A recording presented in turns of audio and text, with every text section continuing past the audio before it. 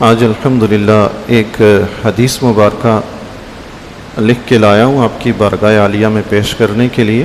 بڑی خوبصورت حدیث مبارکہ ہے، بہت پہلے کہیں پڑھی تھی، آج دوبارہ ملی، اچانک سے مل گئی، میں نے کہا آپ کی بارگاہ میں پیش کر دوں۔ بڑی خوبصورت حدیث مبارکہ ہے، لیکن اس سے پہلے قرآن کریم کی 2-3 آیات مبارکہ ہیں، ان کا مطلب مفہوم سمجھ لیجئے۔ بسم اللہ الرحمن الرحیم۔ اللہ تبارک و تعالی ارشاد فرماتا ہے، ہم کسی بھی بستی میں نبی بھیجتے ہیں، اگر وہ نبی کا انکار کر دیتے ہیں، اسے جھٹلاتے ہیں، تو ہم ان لوگوں کو، ان بستی والوں کو تنگی اور تکلیف میں جکڑ لیتے ہیں۔ وہ اس لیے جکڑتے ہیں لعلہم یضرعون، تاکہ وہ گڑ گڑائیں۔ آپ دیکھیں گے اس کی مثال عام سیدھی سادہ سے یوں سمجھیں کہ بچے گھر میں اگر شرارتیں کرتے ہیں تو ان کی پٹائی کی جاتی ہے، مارا جاتا ہے تاکہ وہ سدھر جائیں۔ تو یہ اللہ کی طرف سے تنگی تکلیف جو ہوتی ہے، یہ ایک مار ہوتی ہے کہ رک جاؤ، سدھر جاؤ۔ لیکن اگر اس طرح نہیں سدھرتے تو رب نے فرمایا ثم بدلنا مکان السیئۃ الحسنہ، پھر اس تنگی تکلیف کے بجائے ہم ان کو راحت اور آرام دیتے ہیں، خوشحالی دیتے ہیں۔ اچھا اگر اس طرح سے واپس نہیں آئے تو اس طرح واپس آ جائیں، خوشحالی ان کو دی ہے، رب کا شکر ادا کر کے واپس آ جائیں کہ اس نے نعمتیں دی ہیں۔ پھر بھی اگر کوئی اس طرح نہیں پلٹتا تو پھر کیا کرتے ہیں فَأَخَذْنَاهُمْ بَغْتَةً، پھر ہم انہیں اچانک پکڑ لیتے ہیں، وَهُمْ لَا يَشْعُرُونَ، اور انہیں کوئی خیال وام و گمان بھی نہیں ہوتا کہ ہمارے ساتھ ایسا ہوگا۔ لیکن اگر کوئی اللہ کے انبیاء کی اطاعت کرنے لگے تو اس کا صلہ رب کیا دیتا ہے؟ رب نے فرمایا لَوْ أَنَّ أَهْلَ الْقُرَىٰ آمَنُوا وَاتَّقَوْا، اگر یہ بستیوں والے جن کی طرف انبیاء بھیجے گئے ایمان لے آتے اور تقوی اختیار کرتے، ان کی پیروکاری کرتے، انبیاء کی اطاعت کرتے، لَفَتَحْنَا عَلَيْهِمْ بَرَكَاتٍ مِّنَ السَّمَاءِ وَالْأَرْضِ، تو ہم ضرور ان پر کھول دیتے آسمان اور زمین کی برکتیں۔ سبحان اللہ۔ اللہ ایمان اللہ نے دے دیا ہے، دوسرا تقوی اختیار، انبیاء کی اطاعت، یہ 2 کام کریں گے تو اللہ تعالیٰ زمین و آسمان کی برکتیں آپ پر کھول دے گا۔ سبحان اللہ۔ زمین سے بھی آئیں گی، وہاں سے بھی، وہاں سے وہ آئیں گی جن کا وام و گمان بھی نہیں ہوگا، پتہ بھی نہیں چلے گا آگئی برکت۔ سبحان اللہ۔ اللہ اللہ ایمان کے بعد بس تقوی ہو سی۔ پھر رب نے فرمایا وَلَٰكِن كَذَّبُوا، لیکن ان بستی والوں نے جھٹلایا انبیاء کو۔ اگر ایمان لاتے، تقوی اختیار کرتے، زمین و آسمان کی بے شمار برکتیں عطا کرتے، لیکن انہوں نے جھٹلایا فَأَخَذْنَاهُمْ بِمَا كَانُوا يَكْسِبُونَ، تو ہم نے ان کے اعمال کے بدلے انہیں پکڑ لیا۔ اللہ تبارک و تعالی انبیاء علیہ السلام کو بھیجتا ہے اس لیے کہ ان کی اطاعت فرما برداری کی جائے۔ اطاعت 2 طرح سے ہوتی ہے، ایک تو ہوتی ہے کچھ کام کرنے کے ہوتے ہیں جو انبیاء علیہ السلام کرنے کے بتاتے ہیں، انہیں کر کے اطاعت کی جاتی ہے، اور جن سے روکتے ہیں ان سے رک کر اطاعت کی جاتی ہے۔ کرنے والے کام اکثر ہم فضائل وغیرہ بھی بیان کرتے رہتے ہیں، آپ بھی سنتے رہتے ہیں، تو جیسے نماز ہے، روزہ ہے، حج ہے، زکوٰۃ ہے، ان کے فضائل تو سنتے رہتے ہیں، لیکن جو کام نہیں کرنے کے ہوتے نا ان کی طرف ہماری توجہ کم ہوتی ہے۔ گناہ انہیں ہم کر بیٹھتے ہیں۔ آپ یہ سمجھیے اس کو سیدھی سادی مثال سے، گھر میں کئی اشیاء پڑی ہوتی ہیں اور آپ کی کوشش ہوتی ہے کہ انہیں صاف ستھرا رکھا جائے، تو جھاڑ پونچھ کی جاتی ہے، دھویا جاتا ہے، لیکن اس کے ساتھ ساتھ آپ یہ بھی کوشش کرتے ہیں کہ یہ گندی نہ ہو، گندگی میں نہ پڑیں۔ اگر آپ یہ کوشش نہ کریں کہ گندگی میں نہ پڑیں تو وہ تو بار بار گندی ہوتی رہیں گی، تو صفائی تو آپ کریں گے، صاف ہوں گی، لیکن پھر گندی بھی ہوں گی۔ آپ دونوں کام کرتے ہیں، گندگی سے بھی بچانے کی کوشش کرتے ہیں، صاف بھی کرتے رہتے ہیں۔ یہی حال انسان کے باطن کا ہوتا ہے، نیک اعمال سے وہ صاف ہوتا ہے اور گناہوں سے وہ گندا ہوتا ہے، اس کو صاف بھی کرنا ہے، گندگی سے بھی بچانا ہے۔ گناہ اگر چھوڑیں گے نہیں تو وہ گندگی سے بچے گا نہیں، وہ تو بار بار گندا ہوتا رہے گا، تو پھر اس میں وہ روحانیت، وہ معرفت پیدا نہیں ہوگی۔ تو جس طرح ہم صاف کرنے کا کام کرتے ہیں یعنی نیکیاں کرتے ہیں، ویسی گندگی سے بچانے کا کام یہ کرنا ہے کہ گناہوں سے رکنا ہے۔ ایک حدیث مبارکہ ہے بڑی خوبصورت سی، اس میں حضور علیہ السلام نے کچھ گناہوں سے رکنے کے متعلق فضیلت بیان فرمائی ہے۔ حضرت انس بن مالک رضی اللہ تعالیٰ عنہ سے روایت ہے، فرماتے ہیں قلت یا رسول اللہ، میں نے حضور علیہ السلام کی بارگاہ عالیہ میں عرض کی ارغیف اتصدق بہ احب الیک ام 200 رکعۃ تطوعا، یا رسول اللہ میں ایک روٹی کسی پہ صدقہ خیرات کر دوں، آپ کو یہ زیادہ پسند ہے، یا میں 200 رکعت نماز نفل ادا کروں، آپ کو یہ پسند ہے؟ ایک طرف بتایا کہ ایک روٹی صدقہ کروں، دوسری طرف بتایا کہ یا رسول اللہ میں 200 نفل ادا کروں، آپ کو ان میں سے کیا پسند ہے؟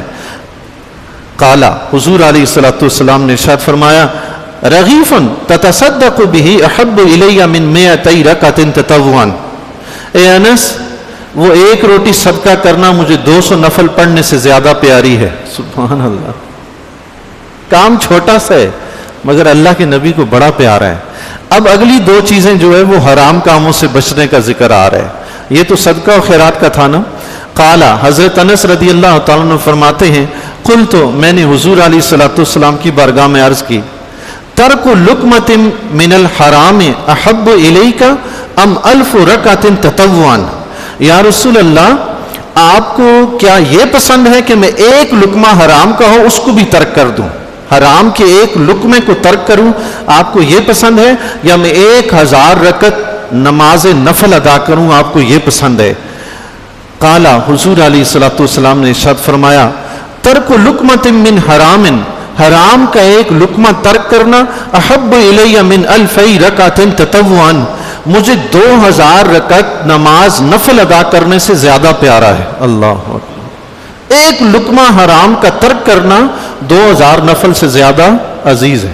اللہ اکبر، اب مجھے یہ بتائیں، ایک بندہ ساری دن رات میں 2000 نفل ادا کرے، بمشکل 10 20 30 پڑھتے تو تھک ہار کے بیٹھ جاتے، اگلی فرض نمازیں بھی جاتی ہیں، 2000 نفل ادا کرنا۔ حضور علیہ الصلوۃ والسلام نے فرمایا، میرا امتی ایک حرام کا لقمہ ترک کر دینا 2000 نفل سے زیادہ اچھا ہے۔ اللہ اکبر، اس طرف ہماری توجہ نہیں ہوتی حرام کاموں سے بچنے کی۔ پھر حضور علیہ الصلوۃ والسلام کی بارگاہ عالیہ میں عرض کی، حضرت انس رضی اللہ تعالیٰ نے، قلت یا رسول اللہ، یا رسول اللہ ارشاد فرمائیے، ترک الغیبت احب الیک ام 1000 رکعۃ تطوعا، یا رسول اللہ آپ کو غیبت چھوڑ دینا زیادہ پسند ہے یا 1000 رکعت نفل ادا کرنا پسند ہے؟ قالا، حضور علیہ الصلوۃ والسلام نے ارشاد فرمایا، ترک الغیبت احب الی من 10,000 رکعۃ تطوعا، اے انس غیبت چھوڑ دینا مجھے 10,000 نفل پڑھنے سے زیادہ پیاری ہے۔ 10,000 نماز نفل بندہ پڑھے، نفل نماز 10,000 رکعت، اس سے زیادہ بہتر یہ ہے کہ بندہ غیبت چھوڑ دے۔ اللہ اکبر، یہ حرام کام ہے نا، اللہ اور اس کے رسول کی ممانعت میں سے۔ نفل نماز تو آپ کی مرضی ہے نا، جتنی چاہیں پڑھیں، یہاں نفل میں چلے گی مرضی، یہاں حکم ہے اللہ اور اس کے رسول کا کہ اس کو چھوڑنا ہے۔ یہی وجہ ہے کہ یہ غیبت چھوڑ دینا 2000 نفل سے بھی 10,000 نفل سے بھی افضل ہے، چونکہ یہاں اللہ اور اس کے رسول کا حکم ہے کہ چھوڑو۔ نفل میں تو اجازت ہے جتنا دل کرے پڑھ لو، اس وجہ سے یہ غیبت کا ترک کرنا 10,000 نفل سے افضل ہوا۔ یہاں اللہ اور اس کے رسول کا حکم ہے کہ اس کو نہ کریں، چھوڑ دیں۔ قالا، قلت یا رسول اللہ، فرماتے میں نے عرض کی، یا رسول اللہ، قضاء حاجت الارملات احب الیک ام 10,000 رکعۃ تطوعا، یا رسول اللہ کسی بیوہ محتاج عورت کی مدد کرنا آپ کو یہ زیادہ پسند ہے یا 10,000 رکعت نفل ادا کرنا یہ زیادہ پسند ہے؟ قالا، حضور علیہ الصلوۃ والسلام نے ارشاد فرمایا، قضاء حاجت الارملات، کسی بیوہ خاتون کی حاجت، اس کی ضرورت پوری کرنا، احب الی من 30,000 رکعۃ، 30,000 نوافل پڑھنے سے مجھے زیادہ پیارا ہے۔ سبحان اللہ، اللہ اللہ، ایک بیوہ خاتون ہے بیچاری، ضرورت مند ہے، فرمایا اس کی ضرورت پوری کر دینا 30,000 رکعت نماز نفل ادا کرنے سے زیادہ مجھے پیاری ہے۔ سبحان، یہ کام کتنا مشکل ہے۔ ایک ہی دن میں آپ جا کے اس کے گھر میں راشن پانی چھوڑ کے آ سکتے ہیں، پورے مہینے کا چھوڑ کے آ سکتے ہیں۔ یہاں اللہ کے نبی نے مہینے کا فرمایا ہی نہیں، ایک دن کی بھی ضرورت پوری کر لی جائے ثواب تب بھی مل جائے گا۔ سبحان اللہ، اللہ کے خزانے میں کچھ کمی تو نہیں ہے۔ اللہ، پھر حضرت انس رضی اللہ تعالیٰ نے عرض کی، اب ذرا گھر کی بھی سن لیجئے، سبحان اللہ، عرض کی، قلت یا رسول اللہ، الجلوس مع العیال احب الیک ام الجلوس فی المسجد، یا رسول اللہ اپنے بال بچوں میں رہنا ان کے پاس بیٹھنا آپ کو یہ زیادہ پسند ہے یا مسجد میں جا کر بیٹھنا پسند ہے؟ بندہ گھر بار چھوڑا بس مسجد میں ہی پڑا ہوا ہے, گھر جاتا ہی نہیں. یہ پسند ہے یا گھر میں بیوی بچوں کے پاس رہنا پسند ہے؟ قالا, آقا علیہ الصلوۃ والسلام نے ارشاد فرمایا, الجلوس ساعۃ عند العیال احب الی من الاعتکاف فی مسجدی ھذا. اے انس, اپنے گھر والوں کے پاس 1 گھنٹے کے لیے بیٹھ جانا میری مسجد میں اعتکاف کرنے سے بھی زیادہ مجھے پسند ہے. اللہ اکبر. بتائیں جی, ہم گھر والوں کو لفٹ ہی نہیں کرواتے, انہیں موقع ہی نہیں دیتے. گھر ڈیوٹی سے واپس, کام کاج سے واپس آئے, گھر سے باہر نکل جائیں گے, ان کو وقت ہی نہیں دیں گے بچوں کو. بس اوقات ایسا بھی دیکھنے میں آتا ہے کہ بچے ماں باپ کے پاس جاتے ہوئے بھی گھبراتے ہیں, دور دور رہتے ہیں ان سے. یہ کیسی محبت ہے گھر میں؟